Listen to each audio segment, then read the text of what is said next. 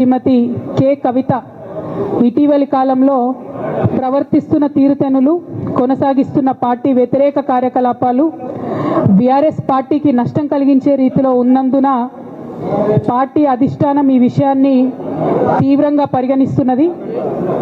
Party అధ్యక్షులు Shri K Chandrashekar Rao గారు శ్రీమతి K కవితను తక్షణం పార్టీ నుండి సస్పెండ్ చేస్తూ నిర్ణయం తీసుకున్నారని చెప్పి మరి నాకు ఒక ప్రకటన నిన్న టీవీల ద్వారా అందుకోవడం జరిగింది.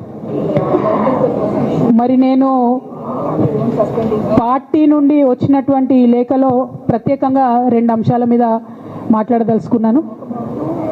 నేను అక్రమ కేసులు పెట్టి నా మీద తిహార్ జైల్లో 5.5 నెలల పాటు ఉండి బయటికి వచ్చిన తర్వాత నవంబర్ 23వ తారీఖు 2024 నుండి నేను ప్రజాక్షేత్రంలోకి వచ్చి అనేక కార్యక్రమాలు చేయడం జరిగింది. మరి నేను చేసినటువంటి పనులలో మొట్టమొదటిది ఒక బిడ్డ హాస్టల్లో చనిపోతే ఆమెను విజిట్ చేసి, అట్లానే గురుకులాల్లో జరుగుతున్నటువంటి అన్యాయాల మీద మొట్టమొదటి కార్యక్రమం తీసుకొని నేను మాట్లాడినా. ఆ తర్వాత బీసీలకు జరుగుతున్నటువంటి అన్యాయం, కాంగ్రెస్ పార్టీ మేనిఫెస్టోలో ఇచ్చినటువంటి 42% హామీ కోసము పెద్ద ఎత్తున నేను పనిచేయడం జరిగింది.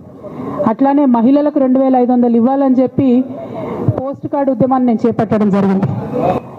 పెద్దవాళ్లకు పెన్షన్లు పెంచాలని నేను ఉద్యమాలు చేయడం జరిగింది. తెలంగాణ తల్లి స్వరూపాన్ని మారిస్తే అట్లెట్లా మారుస్తారని రౌండ్ టేబుల్ సమావేశం పెట్టినాం. బనకచర్లు అక్కడ కడుతున్నారంటే దాని మీద రౌండ్ టేబుల్ సమావేశం పెట్టినాం. ఓవరాల్గా తెలంగాణ ప్రాజెక్టులు, అందుబాటులో ఉన్నటువంటి నీళ్లు, వీటన్నిటి మీద కూడా రౌండ్ టేబుల్ పెట్టినాం. భద్రాచలం దగ్గర 5 గ్రామాలు ముంపు సమస్య ఉంది, ఎవరు పట్టించుకుంటలేరంటే వాళ్ళని పిలిపించుకొని రౌండ్ టేబుల్ సమావేశం పెట్టి ప్రభుత్వం మీద ఒత్తిడి తీసుకొచ్చే కార్యక్రమం చేసినాం. ముఖ్యమంత్రి గారి సొంత జిల్లా మహబూబ్ నగర్లో భూ నిర్వాసితులకు అన్యాయం జరుగుతుందంటే నారాయణపేట నియోజకవర్గం వెళ్ళి వాళ్ళకు మద్దతుగా మేము నిలబడి రావడం జరిగింది.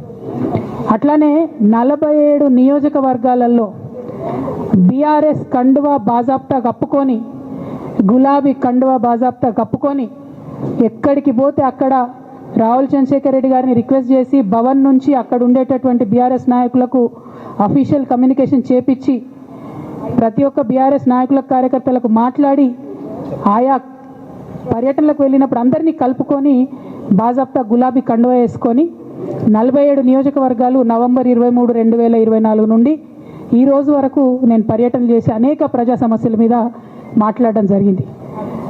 మరి ఇవన్నీ పార్టీ వ్యతిరేక కార్యకలాపాలు అన్నది నాకు అర్థం కాలేదు. ఎట్లా వ్యతిరేక కార్యకలాపాలు అవుతాయన్నది కూడా ఒకసారి పార్టీ పెద్దలు పునరాలోచించుకోవాలని చెప్పి నేను రిక్వెస్ట్ చేస్తూ ఉన్నాను.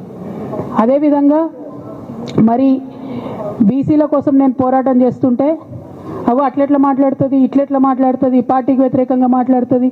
అరే, నేను కాంగ్రెస్ పెద్దల మీద ఒత్తిడి తీసుకొస్తుంటే బీసీలకు 42% అమలు చేయాలంటే ఏది పడితే అది చిల్వల్ పల్వల్గా నా మీద రాపించడం, ప్రచారం చేయడం, చాలా దారుణమైనటువంటి పనులు పార్టీలో ఉన్నటువంటి కొందరు పని కట్టుకొని, కత్తి కట్టుకొని నా మీద చేయడం జరిగింది. అట్లానే నేను ఒక మాట ఏమన్నా, సామాజిక తెలంగాణ సాధన కోసం నేను కట్టుబడి ఉన్నా అన్న. దానిలో తప్పేముంది? అసలు నాకు జన్మనిచ్చినటువంటి నా తండ్రి, ఈ ప్రాణాన్ని భిక్షగా ఇచ్చినటువంటి నా తండ్రి, ఆయన చిటికెన వేలు పట్టుకొని నేను ఓనమాలు నేర్చుకున్న ఉద్యమాలు ఎట్లా చేయాలని, ఆయన చిటికెల వేలు పట్టుకొని ప్రజలంటే ఏంది, ప్రజా సమస్యలు అంటే ఏంది, ఎందుకోసం దాని మీద గలమెత్తాలని చెప్పి నేను నేర్చుకున్నా.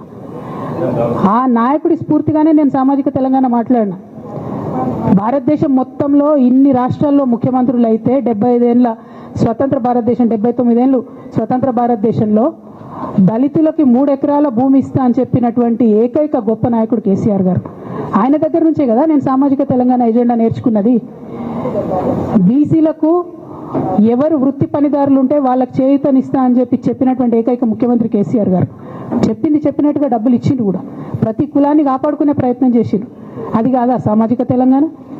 నేను మే 1 నాడు లేబర్ డే రోజు మాట్లాడితే దాన్ని చిల్వల్ పలువలు చేసి సామాజిక తెలంగాణ పేరుతోని కవిత పార్టీ పెడుతుందని చెప్పి నేను నిన్న చెప్పిన 2 పేర్లు పని కట్టుకొని నా మీద దుష్ప్రచారం చేసిండు. నేనేమైనా తప్పు మాట్లాడినా? బీఆర్ఎస్ పార్టీ వ్యతిరేకమా సామాజిక తెలంగాణ నినాదానికి? బీఆర్ఎస్ పార్టీకి సామాజిక తెలంగాణ అవసరం లేదా? భౌగోళిక తెలంగాణ వస్తే సరిపోతుందా? బంగారు తెలంగాణ కావాలని కేసీఆర్ గారు ఇచ్చిన నినాదమే కదా. బంగారు తెలంగాణ అంటే ఏంది? హరీష్ రావు ఇంట్లో బంగారం ఉంటే, సంతోష్ రావు ఇంట్లో బంగారం ఉంటే బంగారు తెలంగాణ అవుతుందా? కాదు కదా. ప్రతి ఒక్క సమాజం బాగుంటేనే బంగారు తెలంగాణ అవుతుంది. నేను అదే కదా మాట్లాడినా. దానికి ఇష్టం వచ్చినట్టు నా మీద స్టోరీ లేపిస్తే నేను భవన్లో పోయి కూర్చొని బాజాప్తా, ఎక్కడో కాదు, బయట ప్రెస్ మీట్ పెట్టలేదు, ఏ ప్రెస్ క్లబ్లో పెట్టలేదు, డైరెక్ట్గా తెలంగాణ భవన్ నా ఆఫీస్ అండి, నా పార్టీ భవన్లో పోయి కూర్చొని నేనేం చెప్పినా, నా మీద కుట్రలు జరుగుతున్నది, నా మీద విషప్రచారం జరుగుతున్నది అని చెప్పిన. నేను రామన్నను బుజ్జగించి గడ్డం పట్టుకొని అడుగుతా ఉన్నా, అన్న నీ చెల్లెని, ఒక మహిళా ఎమ్మెల్సీని మన పార్టీ ఆఫీస్లో కూర్చొని నా మీద కుట్రలు జరుగుతున్నాయని నేనంటే, మీరు వర్కింగ్ ప్రెసిడెంట్గా ఉన్నారన్న, ఫోన్ చేయరా అన్న నాకు, ఏమైంది బేటా ఎందుకు బాధపడుతున్నావు అని ఫోన్ చేయరా? ఇది ఎప్పుడు జరిగిన ఇన్సిడెంటు? లేక లీక్